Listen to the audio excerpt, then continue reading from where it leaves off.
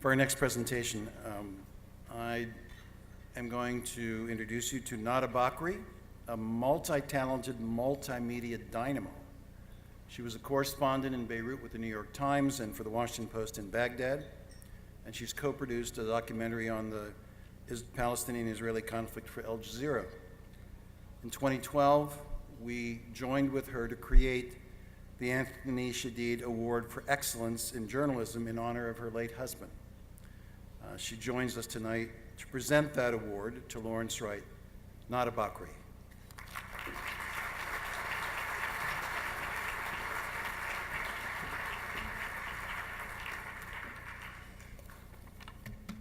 Good evening.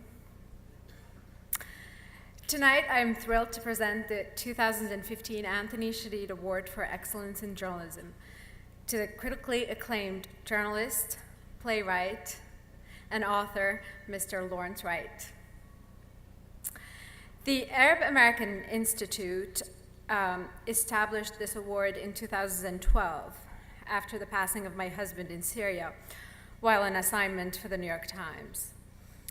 It was created to remind us, well, not me because I never forget, but to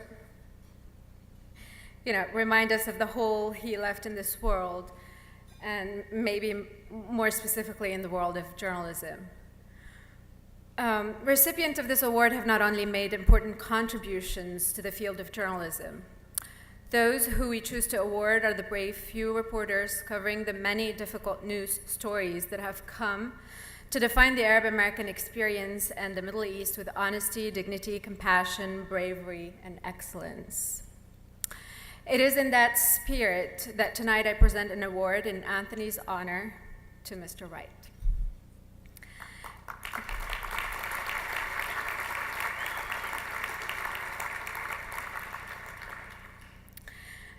Mr. Wright is more than what his byline tells. His work does not play at the edges of journalism and theater.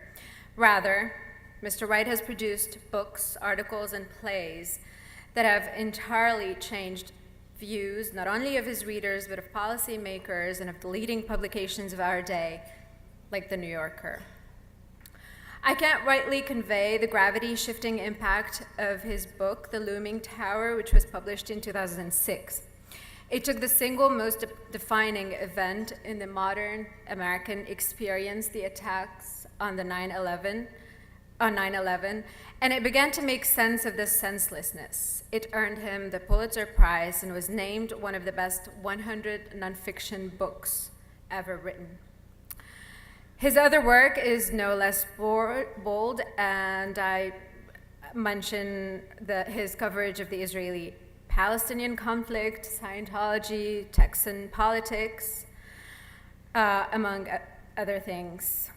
Mr. Lawrence, congratulations. Your work is impeccable, and it has been a great asset to the Arab American community.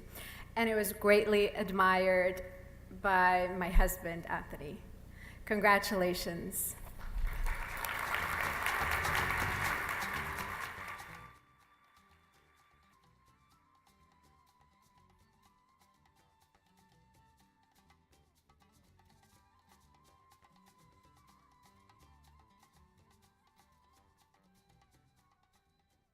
Well, thank you so much. It's such an honor. I was thinking earlier today that my experience with the Arab world began in 1969.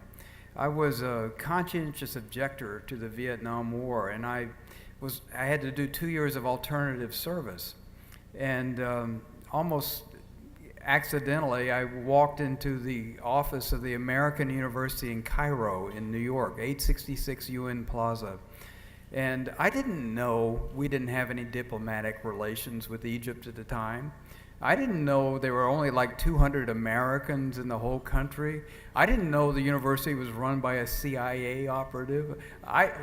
To be honest, I didn't even know what language they spoke in Egypt. I just walked in and asked for a job. And 20 minutes later, they said, well, can you leave tomorrow? No, I can't leave tomorrow. I haven't, my girlfriend's back in Boston. I haven't told my parents what I'm doing. Well, can you leave tomorrow in the evening? Well, yeah, I can do that. So it's like 36 hours later, I arrived in Cairo, and the next morning at 9 o'clock, I taught my first class. And I was to teach young people whose language ability wasn't quite good enough to get into the university. And there were 14 levels of ability in descending, order, and I had 13 and 14. And I walked into number 14, and my first words were, "Does anybody here speak English?" And someone said, "You do." The beginning of my brilliant teaching career, and also my association with a region of the world that I've come to cherish and have learned from and often despair of. But on that last note, we often think about, I think it's common for people to feel that peace in the Middle East is impossible. That these people, Arabs and Jews, were eternal enemies, and they will be till the end of time. And that thought is so pernicious and so dangerous to the idea of peace.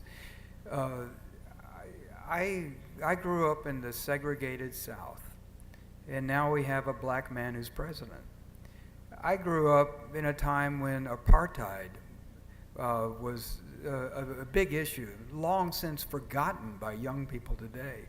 I grew up during the Cold War, and the Soviet Union has disappeared into history. All of these things were things that would never change. They were eternal. They would last forever, but history rolled them underfoot and moved on. Peace in the Middle East is possible, and Camp David proves that. That was the subject of my most recent book, and a play that I did here in this wonderful town last spring at the Arena stage. Thank you. This honor comes in the name of Anthony Shadid. Anthony died at the age of 43. And I've had 24 more years of life than he was allotted, and those have been precious years, and it deepens my appreciation for the sacrifice that he gave. And not just Anthony. Since the beginning of the Syrian conflict, more than 150 journalists have died. In the last 2 years, it's been the greatest loss of my colleagues in probably the history of journalism.